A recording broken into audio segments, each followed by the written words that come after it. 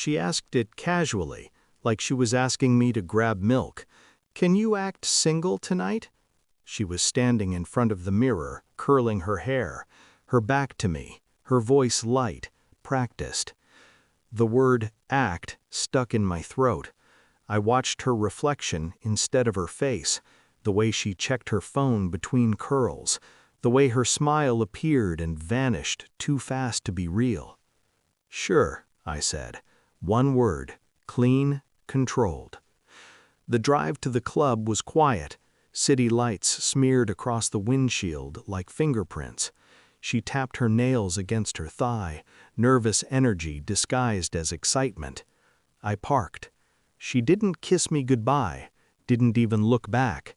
As soon as she stepped inside, the music swallowed her, and then her voice cut through it.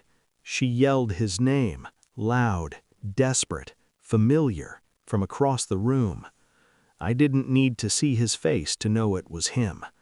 I sat there for 3 seconds longer than necessary, long enough to feel the last piece of something collapse quietly inside me. Then I drove home.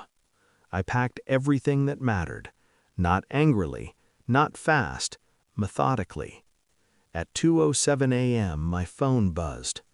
"Can you come get me?" I stared at the message until it stopped feeling real. Then I typed back, "Still acting single." Blocked. The betrayal didn't explode, it seeped. That question, "Can you act single tonight?" replayed itself over and over, each time revealing a new edge. She hadn't asked permission, she had issued a warning.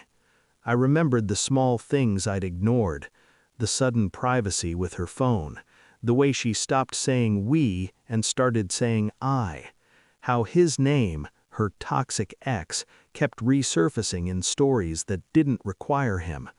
I told myself it was nothing. Men like me are trained to doubt our instincts. We're taught that trust means silence. So I stayed quiet, even when she started dressing differently to go out with friends, even when she needed rides but never wanted to be seen with me, even when intimacy felt scheduled, mechanical. I didn't confront her, I observed. Shock isn't loud when it's real. It's cold. It makes notes. And my mind started connecting dots I'd pretended weren't there. That night wasn't an accident, it was a test, and I had just failed it by seeing clearly. I didn't disappear right away. I became invisible.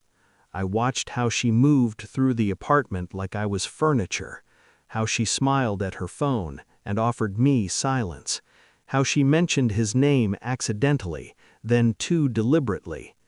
I checked phone records, not messages, patterns, late-night calls, short, frequent, always deleted. I noticed the way she'd pick fights before seeing friends. Guilt needs exits. I played my role perfectly, calm, supportive, absent in the right places.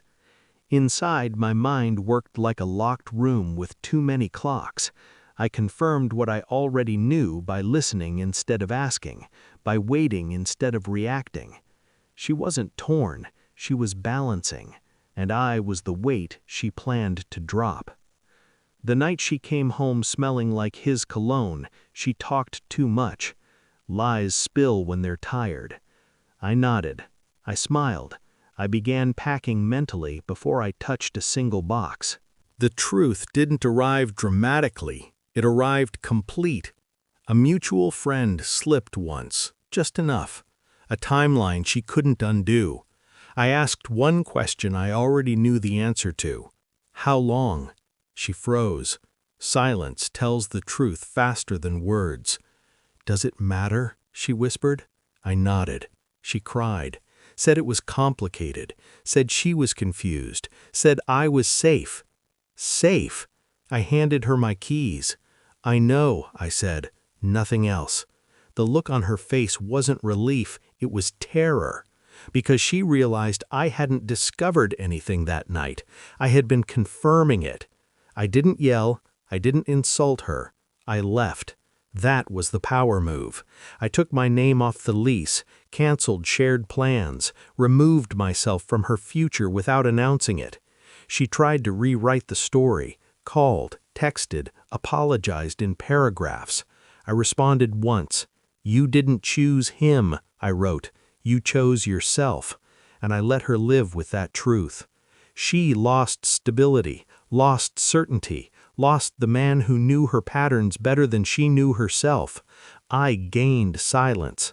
Weeks later I saw her by accident. She looked smaller, unfinished. She searched my face for something. Anger, longing, forgiveness. I gave her nothing. Detachment isn't numbness, it's clarity. She taught me who she was the moment she asked me to pretend I wasn't real. I stopped acting. I walked away, and I never looked back. Not because it hurt too much, but because it didn't hurt at all anymore.